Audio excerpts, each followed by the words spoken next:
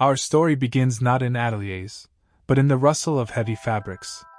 In medieval Europe, the concept of a handbag, as we know it, did not exist.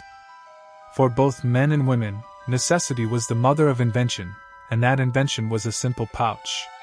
Crafted from leather or sturdy cloth, it was tied around the waist and worn beneath skirts and coats, a secret pocket for coins, keys, and small tools, hidden from the world. As time progressed and fashion evolved, this hidden pouch stepped into the light.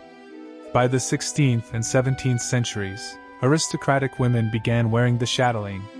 This was an elegant, decorative hook worn at the waist, from which dangled chains holding keys, scissors, thimbles, and even a small watch.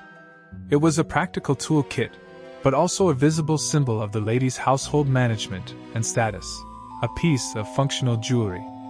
The 18th century brought a dramatic shift in silhouette. Dresses became narrower, inspired by classical Grecian styles, leaving no room for hidden pouches. Forced into the open, the pouch transformed. It became the reticule, also known as a Pompadour, after the influential Marquise de Pompadour. These were small, delicate bags made of silk, velvet, or fine tapestry, often embroidered and gathered with a ribbon or drawstring. Carried in the hand or on the wrist, the reticule was the first bag designed purely as a visible accessory, a tiny, pretty thing meant to hold a lady's absolute essentials, a vinaigrette, a fan, a love letter. For much of the early 19th century, the reticule remained popular, with many women crafting their own bags through crochet and embroidery. But a revolution was brewing, the Industrial Revolution. As railways spread and travel became more common, the limitations of the delicate reticule became glaringly obvious. Women needed something more substantial for their journeys. The market saw the rise of practical, mass-produced options.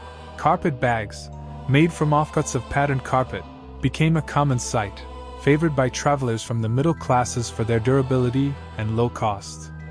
They were functional, yes, but they were not born of luxury or high fashion. The stage was set for a visionary.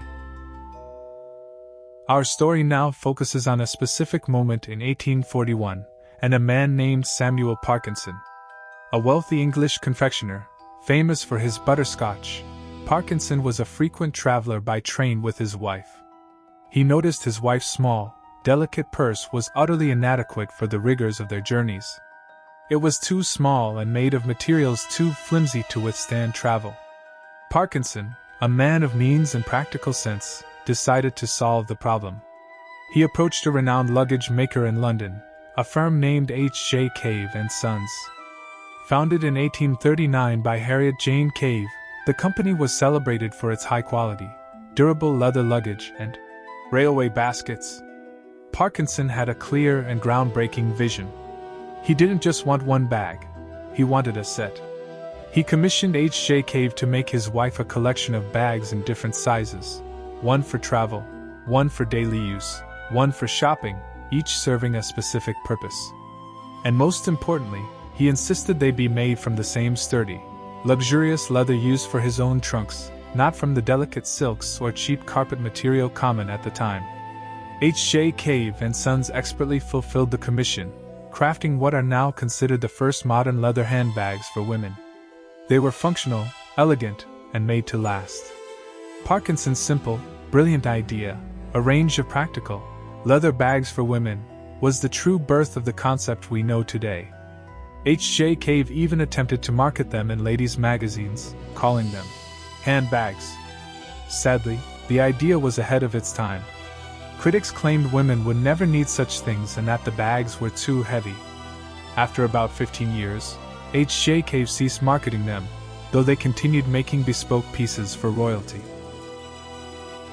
While Parkinson and H.J. Cave planted the seed for the personal handbag, other craftsmen were revolutionizing the world of travel and luxury goods, laying the groundwork for the empires to come. In 1854, Louis Vuitton opened his own workshop in Paris. His genius was in solving a practical travel problem. Before Vuitton, luxury trunks had rounded tops to help water run off, making them impossible to stack. In 1858, Vuitton introduced his revolutionary flat-topped, canvas-covered trunk. It was lightweight, waterproof, and crucially stackable. This invention made him the preferred trunk maker for the elite of Europe, and his brand became synonymous with the art of luxury travel. His flat trunks were the great-grandfathers of all modern luggage and set a new standard for craftsmanship and branding. The story of Hermès begins even earlier, in 1837, when Thierry Hermès founded a harness-making workshop in Paris. He didn't make bags, he made the finest saddles and bridles for the carriages of Europe's nobility. The key here is the craftsmanship. The techniques of saddle stitching, the knowledge of the finest leathers, the obsession with durability. This was the Hermès DNA. As cars replaced carriages, the family needed to adapt. In the early 1900s, they introduced the haut à croise, a large leather bag designed to be carried by riders, which became the ancestor of the later iconic handbags. They didn't invent the handbag, but they brought to it an unparalleled heritage of leather artistry, transforming it from a simple accessory into an heirloom. From these foundations, a constellation of luxury brands emerged, each adding its own star to the handbag universe. Gucci, founded 1921, inspired by the luxury luggage he saw while working at Italian London's Savoy Hotel, Gucci returned to Florence to create his own line of leather goods, blending British sophistication with craftsmanship. Chanel, founded 1910, Gabrielle, Coco, Chanel liberated women from corsets and introduced a new kind of elegance. Her iconic 2.55 handbag, introduced in 1929 and updated in 1955, freed women's hands with its shoulder strap, becoming a timeless classic. Dior, founded 1946, Christian Dior's new look celebrated opulent femininity. The house's most famous handbag, the Lady Dior, was later named in honor of Princess Diana, solidifying its place as a symbol of regal elegance. Epilogue, the crown jewel, the world's most expensive handbag.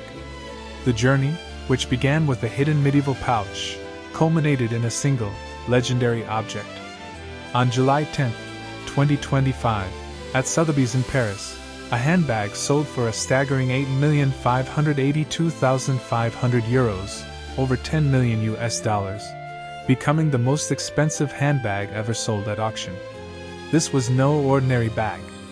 It was the original, prototype Hermès Birkin, created in 1984 for and given to the singer and actress Jane Birkin.